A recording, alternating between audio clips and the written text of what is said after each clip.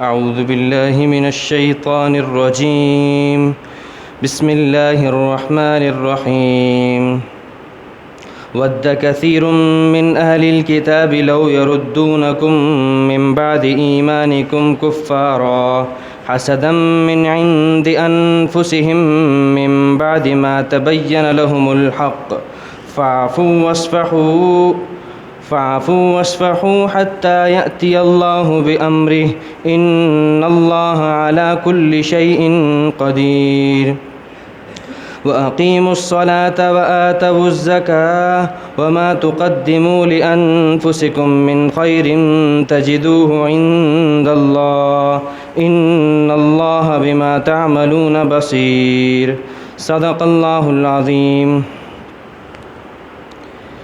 بہت سے اہل کتاب دل سے یہ بات چاہتے ہیں کہ آپ کو ایمان لانے کے بعد کافر بنا دیں، اس حسد کی وجہ سے جو کہ انہی کی طرف سے ہے، اور یہ حسد بھی اس وقت کرتے ہیں جب ان کے سامنے حق واضح ہو چکا ہے.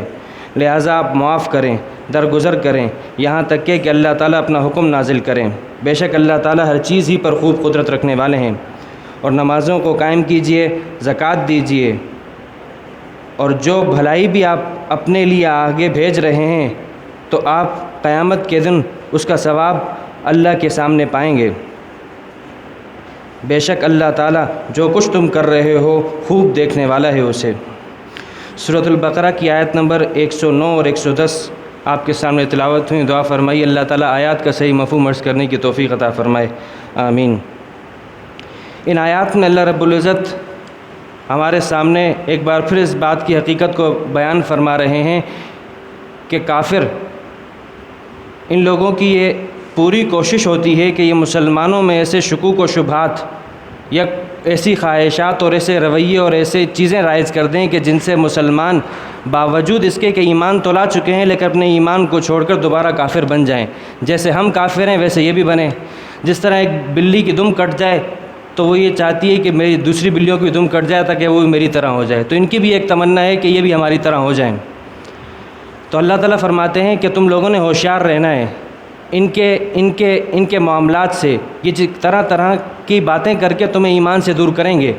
چنانچہ آج بھی یہی ہے، مسلمانوں کے اندر ان شبہات کو رائج کیا جاتا ہے کہ مسلمان اپنے ایمان سے ہاتھ دھو بیٹھے. ایک طرف تو شبہات کا طریقہ اپنایا جاتا ہے اور دوسری طرف مسلمانوں کے اندر ایسی چیزیں رائج کر دی گئی ہیں، ایسی جن میں مسلمان مشغول ہو کر اپنے دین کو ہی بھول بیٹھا ہے کہ دین کیا ہے. اب اسلام نام کا تو باقی رہ گیا ہے، جیسا کہ روایات میں آتا ہے آپ علیہ الصلاۃ والسلام نے فرمایا لن یبق الاسلام الا رسمہ. مسلمان کا نام باقی ہوگا، اسلام کا نام باقی ہوگا، لیکن حقیقت ختم ہو چکی ہوگی. اللہ تعالیٰ حفاظت فرمائے. تو اللہ تعالیٰ اس بات کو بیان فرمانے کے لیے ہمارے سامنے انہی یہود کی بات جن کا ذکر پیچھے چل رہا تھا انہی کی بات بیان فرما رہے ہیں.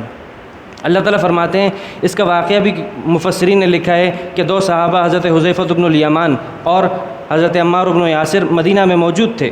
کسی مجلس میں یہودی آئے، یہودیوں کے سردار آئے اور کہنے لگے کہ احد میں جو تمہیں شکست ہوئی ہے نا، یہ اس بات کی دلیل ہے کہ تم حق پر نہیں ہو، تمہارا نبی برحق نہیں ہے. اگر تم حق پر ہوتے تو اگر اللہ کی طرف سے تمہارے رسول کو رسالت ملی ہوتی تو تمہیں شکست کیوں ہوتی؟ تو یہ شبہ پیش کیا. لیکن وہ صحابہ تھے. حضرت حذیفہ بن الیمان فرماتے ہیں رضیت باللہ ربا وبالاسلام دینا وبمحمد نبیہ. میں اللہ کے رب ہونے پر، محمد کے نبی ہونے پر اور اسلام کے دین ہونے پر راضی ہوں. تمہارے شبہات مجھے اپنے اسلام سے دور نہیں کر سکتے. جیسے اس مجلس سے صحابہ اٹھتے ہیں، حضور کی مجلس میں آئے، قرآن کریم کی آیت نازل ہو گئی. قرآن نے کہا ود کثیر من اہل الکتاب. بہت سے اہل کتاب اس بات کی تمنا کرتے ہیں کہ تمہیں ایمان لانے کے بعد تمہیں کافر بنا دیں.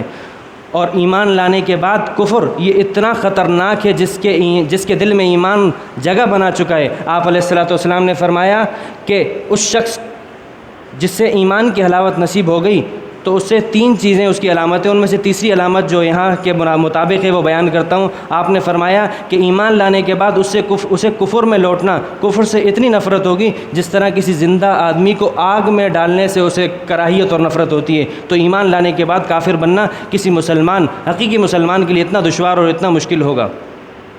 چنانچہ اللہ فرماتے ہیں یہ کیوں چاہ رہے ہیں، اس کی وجہ دوبارہ قرآن نے بیان فرمائی، حسد ہے. حسد کی بات قرآن کریم بار بار کر رہا ہے، اس لیے کیونکہ بہت خطرناک بیماری ہے. اللہ فرماتے ہیں اور یہ حسد بھی انہی کی طرف سے، کیوں؟ کیونکہ ان کو کس بات پر حسد ہے کہ یہ نبوت اور رسالت بنو اسماعیل میں کیوں چلی گئی، عرب کے اندر کیوں چلی گئی، بنو اسرائیل میں کیوں نہیں ہے؟ ہم بنی اسرائیل کے لوگ ہیں، اسی قومی تعصب کی وجہ سے ایمان سے محروم ہے، حق سے محروم ہے۔ اللہ فرماتے ہیں من بعد ما تبین لهم الحق، اس کے بعد کہ ان کے سامنے حق واضح ہو چکا ہے، جانتے ہیں کہ محمد صلی اللہ علیہ وسلم اللہ کے رسول ہیں، اور محمد کی رسالت کو اس طرح جانتے ہیں جیسا کہ اپنے بیٹوں کے اپنا بیٹا ہونا جانتے ہیں، اس طرح یہ بات جانتے ہیں کہ محمد اللہ کے رسول ہیں، لیکن مانتے نہیں۔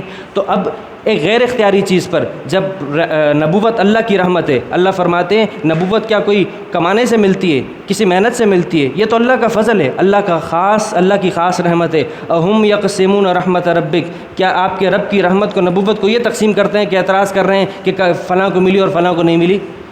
تو اللہ فرماتے ہیں یہ حسد انہی کی طرف سے ایک غیر اختیاری چیز پر ہے جو آپ کے اختیار میں نہیں، لہٰذا آپ کو کچھ نہیں، آپ کو یہ وجہ بیان کر دی۔ آگے اللہ فرماتے ہیں کہ جب حاسد حسد کر رہا ہو تو جس سے حسد ہو رہا ہے اس کو کیا کرنا چاہیے؟ اللہ فرماتے ہیں نبی آپ یوں کیجئے، فاعفو وصفحو، ایمان والوں سے اور آپ بھی یہ رویہ اپنائیے کہ آپ معاف کر دیجئے، درگزر کیجئے۔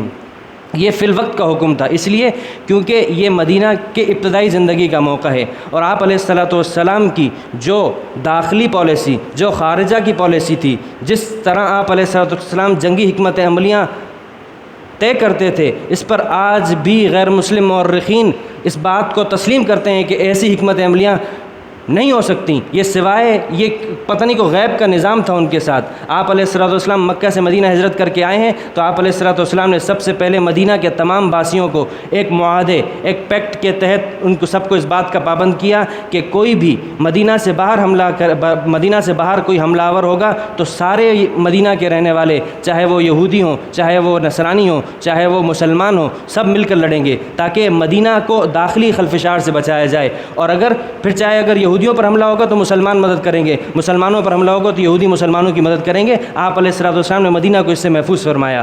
اب کیونکہ سامنے کفار مکہ تھے، ان سے اپنے خارجہ پالیسی کو مضبوط کرنا تھا اور ان کے سامنے اپنے محاذ کو انہی کے لیے خاص کرنا تھا۔ لیکن اللہ فرماتے ہیں لہٰذا اس وقت تو یہ ابتدائی زندگی آپ ان کو معاف کرتے رہیں، درگزر کرتے رہیں، لیکن ایک وقت آئے گا کہ جب آپ ان سے فارغ ہو چکے ہوں گے تو ان کی جانب سے کوئی ایسی حرکت ہوگی کہ آپ کو اللہ کی طرف سے حکم ملے گا کہ آپ نے ان سے بھی جہاد کر رہے ہیں۔ چنانچہ بنو قریظہ، بنو نذیر یہ قبائل رہتے تھے، انہوں نے غزوہ احزاب کے موقع پر دغا بازی کی، دھوکہ کیا، تو اللہ کی طرف سے حکم آ گیا کہ اب آپ نے بنو قریظہ پر حملہ کرنا ہے۔ کیوں؟ کیونکہ اب یہ وہ موقع نہیں تھا کہ اب مدینہ والوں سے بھی لڑائی شروع کر دی جائے اور باہر سے بھی لڑائی شروع کر دی جائے، تو کس طرح معاملات چلیں گے؟ کہنے والے تو کہیں گے کہ مسلمانوں کا تو کام ہی لڑنا ہے، اپنے جہاں رہتے ہیں، جن سے معاہدہ ہو چکا ہے ان سے بھی لڑ رہے ہیں اور باہر والوں سے بھی لڑ رہے ہیں، یہ قوم لڑاکو ہے۔ تو اللہ تعالیٰ نے کہا فی الحال آپ نے ان سے نہیں لڑنا، ہاں حتیٰ یأتی اللہ بامری، اللہ تعالیٰ اپنا حکم نازل کریں گے تو اس وقت لڑنا ہے۔ اور ابھی آپ کو شاید لگتا ہو کہ یہ تو ہم پر غالب آ رہے ہیں، اللہ فرماتے ہیں ان اللہ علی کل شیء قدیر، اللہ تعالیٰ ہر چیز پر قدرت رکھتا ہے، اللہ تعالیٰ آپ کو غالب کرے گا ان کے اوپر۔ لیکن اب فی الوقت کیا کرنا ہے؟ یا اللہ ہم معاف تو کریں، لیکن انسان کی فطرت ہے کوئی تکلیف دے رہا ہو تو اس تکلیف کے دیتے ہوئے وہ کیسے اس کو صرف اور صرف معافی پر کر سکتا ہے جبکہ صرف اس کے سامنے ہر وقت اس کی تکلیف ہو؟ اللہ فرماتے ہیں اپنی توجہ کو بانٹو، اپنی توجہ کو ان سے ہٹا کر کس کی طرف لگاؤ؟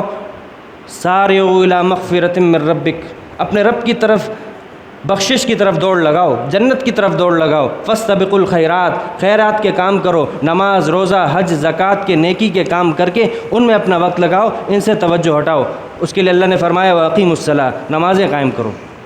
پھر فرمایا وَآتُوا الزَّکَاةَ، زکوٰۃ دو۔ وَمَا تُقَدِّمُوا لِأَنفُسِکُم مِّن خَیْرٍ تَجِدُوهُ عِندَ اللَّهِ، اور دیکھو تمہیں تو یہ لگتا ہو کہ ہم نیکی کے کام کر رہے ہیں، پتہ نہیں اس پہ کیا ملے گا، کیا نہیں ملے گا، کیا ہمارے ہر چھوٹا بڑا کام اس پہ ہمیں ثواب ملے گا؟ اللہ فرماتے ہیں وَمَا تُقَدِّمُوا لِأَنفُسِکُم، تم اپنے لیے جو بھی چھوٹا بڑا نیکی کا کام کرو گے، بھلائی کا کام کرو گے، آخرت والے دن تم اللہ کے سامنے جب کھڑے ہوگے تو تمہارے نامہ اعمال میں اس کا ثواب لکھا ہوگا۔ تمہیں خود حیرت ہوگی کہ یا اللہ یہ ثواب کس چیز کا لکھا ہوا ہے، یہ کس چیز کی نیکی ہے؟ تو تمہیں نیکی یاد نہیں ہوگی لیکن اللہ تعالیٰ تمہیں اس نیکی کا ثواب دیں گے۔ وما تقدموا من خیر تجدوه عند اللہ ان اللہ بما تعملون بصیر، اور اللہ تعالیٰ نیکی کا صلہ اسی وقت دیں گے کہ جب اللہ کو تمہاری نیکی کا پتہ ہے اور اللہ تعالیٰ تمہارے تمام اعمال سے تمہارے اعمال سے واقف ہیں۔ اب دیکھیے یہ تو آیات کا مفہوم تھا جو کہ اللہ تعالیٰ نے یہود کی مناسبت سے اللہ تعالیٰ نے صحابہ کرام اور مومنین کو ارشاد فرمایا۔ اب ہمارے لیے اس آیت میں کیا ہے؟ چنانچہ ہم اس آیت کو دوبارہ اپنے لیے پڑھتے ہیں۔ اللہ فرماتے ہیں وَدَّ كَثِيرٌ مِّنْ أَهْلِ الْكِتَابِ، اللہ نے کہا بہت سے اہل کتاب یہ چاہتے ہیں۔ اللہ نے یہ نہیں کہا سارے اہل کتاب۔ ہمیں تعلیم دی کہ باوجود اس کے کہ یہودی مجھ اللہ کے دشمن ہیں اور میں اللہ ان کا دشمن ہوں، جیسا کہ اللہ نے پیچھے کہا کہ یہ یہودی جبریل سے دشمنی رکھتے ہیں اور جبریل سے دشمنی رکھنے والا اللہ کا دشمن ہے اور اللہ ان کا دشمن ہے، لیکن دشمنی کے باوجود بھی اللہ تعالیٰ نے انصاف سے کام لیا، کہا بہت سے اہل کتاب، یہ نہیں کہا سارے اہل کتاب۔ ہمارے لیے تعلیم ہے کہ کسی بھی قوم کی دشمنی تمہیں اس بات کے اوپر برانگیختہ نہ کرے کہ تم انصاف کا دامن چھوڑ دو۔ اللہ نے کہا لا یجرمنکم شنآن قوم علی الا تعدلوا اعدلوا، انصاف سے کام لو، انصاف سے کام لو۔ انصافی تقویٰ کو حاصل کرنے کے لیے سب سے قریب ترین چیز ہے۔ تو باوجود اس کے کہ دشمن ہے، لیکن دشمن ہے تو کیا ہوا؟ ساری قوم کے اوپر فرد جرم عائد کرنا ہے، جو مجرم ہے اسی کے اوپر فرد جرم عائد کرو۔ اللہ فرماتے ہیں بہت سے اہل کتاب، سارے اہل کتاب نہیں۔ پھر فرمایا کیا چاہتے ہیں؟ لو یردونکم من بعد ایمانکم کفارا حسدا من عند انفسہم، حسد کے اوپر میں کئی دفعہ آپ کے سامنے بات کر چکا ہوں۔ اللہ تعالیٰ بھی بار بار حسد کو اس لیے بیان فرما رہے ہیں کہ یہ ان 3 بڑے گناہوں میں سے ہے، 3 بڑی بیماریوں اور روگوں میں سے جس نے اس وقت بھی دنیا کے پورے نظام کو تباہ کر کے رکھا ہوا ہے۔ ایک حسد، دوسرا تکبر اور تیسرا حرص، مال کی حرص۔ دنیا میں گھر گھر میں لڑائی ہے، شہر شہر میں، محلے محلے میں، ملکوں میں لڑائی ہے، انہی 3 وجوہات کی وجہ سے اللہ بار بار اس کا ذکر فرماتے ہیں۔ اور حسد کیا ہے؟ آپ کو اس بات کی تمنا ہوتی ہے کہ سامنے والے کو جو نعمت ملی ہوئی ہے وہ ختم ہو جائے۔ یہ اللہ کی تقدیر پر اعتراض ہے۔ اگر سامنے والے کو نعمت ملی ہوئی ہے تو آپ اس بات کا مراقبہ کرو کہ اللہ کا فضل اللہ نے جس کو چاہا دیا ہے۔ آپ کو حسد ہے، آپ یہ دعا کرو اس کے لیے، یا اللہ جس کو جو نعمت ملی ہوئی ہے مجھے اس سے حسد ہے، میں چاہتا ہوں میری حسد کی بیماری ختم ہوئے، اس لیے میں آپ سے دعا کرتا ہوں کہ آپ اس کی نعمت میں اور بڑھا دیجئے۔ اللہ نے یہاں فرمایا حسدا من عند انفسہم، ایسا حسد جو کہ ان کی طرف سے ہے۔ کیوں؟ کیونکہ ان کو نبوت پہ حسد تھا، اور نبوت اختیاری چیز نہیں تھی۔ آپ علیہ الصلوۃ والسلام نے کوئی کما کے نبوت نہیں لی تھی، تو لہٰذا غیر اختیاری چیز پر حسد تھا۔ معلوم ہوا اگر اختیاری چیز، انسان کو ایسے زندگی اپنانے سے گریز کرنا چاہیے، بچنا چاہیے، ایسا رویے سے بچنا چاہیے کہ لوگ اس کے حاسدین بنیں، لیکن آپ اپنی طرف سے احتیاط کریں، کسی کو موقع نہ دیں۔ اللہ فرماتے ہیں اور حسد، ایک تو حسد کرنے والا جس سے حسد ہے اس کی علاج کیا ہے کہ وہ جس سے حسد ہو رہا ہے اس کے لیے دعا کرے، اور جس سے حسد ہو رہا ہے وہ کیا کرے۔ چنانچہ اگر مجھے کسی سے حسد ہو تو مجھے تو یہ تعلیم ہے کہ میں اس کے لیے دعا کروں، لیکن جس سے میں حسد کر رہا ہوں اس کے لیے کیا حکم ہے؟ اس کے لیے حکم ہے کہ وہ پناہ مانگے۔ آخری سے پہلے سورۃ الفلق میں اللہ تعالیٰ نے فرمایا وَمِن شَرِّ حَاسِدٍ إِذَا حَسَدَ، حسد کرنے والے کے حسد سے پناہ مانگتا ہوں یا اللہ جب کہ وہ حسد کر رہا ہو۔ تو معلوم ہوا حاسد کے حسد سے بھی پناہ مانگنی چاہیے۔ اور پھر اس کے لیے کیا ہوگا؟ اگر حسد کر رہا ہے تو آپ درگزر کرو، فاعفوا واصفحوا، معاف کرتے رہو، درگزر کرو۔ معافی یہ ہے کہ کسی کو سزا نہ دو، اور درگزر کرنا یہ ہے کہ کسی کو ملامت بھی نہ کرو۔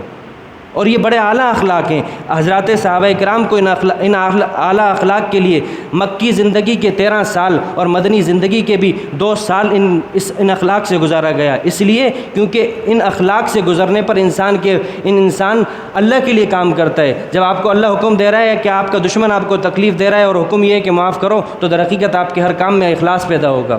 اور اللہ تعالیٰ نے اس کے بعد کیا فرمایا کہ واقیموا الصلاۃ، نماز قائم کرو۔ کیوں؟ کیونکہ نماز یہ نفس پر بڑی شاک گزرتی ہے، بڑا مشکل کام ہے۔ دن میں 5 مرتبہ اللہ کے سامنے باجماعت پیش ہونا، ہر دن میں 5 دفعہ کا مجاہدہ ہے، لیکن آج اگر تم 5 دفعہ یہ مجاہدہ کر لو گے تو کل جب کافر کے سامنے لڑنے کا موقع آئے گا تو اس وقت تم اللہ کے لیے لڑو گے۔ تاریخ میں ایسے واقعات موجود ہیں کہ مسلمان کے نیچے کافر آ گیا، تلوار کی زد میں ہے، لیکن مارا اس لیے نہیں کہ اس کافر نے اس وقت مسلمان کے اوپر تھوک دیا۔ تو کسی نے پوچھا کیوں نہیں مارا؟ کہا اس وقت اگر میں مارتا تو مجھے غصہ آ چکا تھا، اب میں مارتا تو اپنے لیے مارتا، میں اللہ کے لیے لڑ رہا ہوں، اپنے لیے نہیں لڑ رہا۔ کسی کی جان لینا میرے لیے جائز نہیں ہے، میں اللہ کے لیے لڑ رہا ہوں کیونکہ اللہ کا انکار کر رہا تھا، لیکن جب مجھے غصہ آ گیا تو میرا نفس آ گیا میرے آڑے، لہٰذا اب میں اللہ کے لیے لڑنے والا نہیں شمار ہوگا، میں اس کو نہیں ماروں گا۔ واقیموا الصلاۃ وآتوا الزکاۃ، زکوٰۃ دو۔ کیوں؟ کیونکہ آج مال پر تمہاری ایسی حرص، دیکھیں مال کی محبت بری چیز نہیں ہے، مال کو اللہ تعالیٰ نے اپنا فضل قرار دیا ہے۔ مال کوئی بری چیز نہیں ہے، لیکن مال کی ایسی محبت کہ وہ اللہ کی محبت کے ذریعہ نہ بنے بلکہ اللہ سے دور کر دے، تو یہ مال کی محبت، اس کے لیے مولانا روم رحمۃ اللہ علیہ فرمایا کرتے تھے، آب اندر زیر کشتی پشتی است، آب در کشتی ہلاک کشتی است۔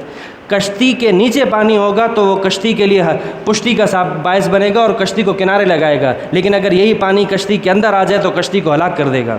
چنانچہ مال کی محبت ایسی کہ وہ اللہ کی محبت کا ذریعہ بن رہی ہے تو بہت اچھی بات ہے، اس کے ذریعے سے آپ کے لیے آپ کو نیکی کرنا آسان ہوگا، لیکن اگر مال کی محبت ایسی کہ وہ اللہ سے دور کر رہی ہے تو یہ محبت آپ کے دل میں ایسی آ چکی ہے، یہ آپ کے دل کو بگاڑ دے گی۔ اور حدیث میں آتا ہے وَإِذَا فَسَدَتْ فَسَدَ الْجَسَدُ كُلُّهُ، جب دل بگڑ جائے تو پھر پورا وجود بگڑ جاتا ہے۔ تو لہٰذا اپنی بدنی عبادات اور مالی عبادات میں لگ کر حاسدین کے حسد سے ان چیزوں سے بھی تم پناہ لے سکتے ہو۔ اور وما تقدموا لانفسکم من خیر تجدوہ عند اللہ، تمہاری ہر نیکی اللہ کے پاس محفوظ ہے، اس کا تمہیں ثواب ملے گا۔ ان اللہ بما تعملون بصیر، دعا فرمائی اللہ تعالیٰ آیات کے جو مفہوم جو اللہ تعالیٰ نے آیات میں ہمارے لیے سبق رکھا ہے، اللہ تعالیٰ اس پر عمل کرنے کی توفیق عطا فرمائے۔ اللہ تعالیٰ حاسدین کے حسد سے اور شریر لوگوں کی شرارتوں سے ہماری حفاظت فرمائے۔ آمین آمین برحمتک یا ارحم الراحمین۔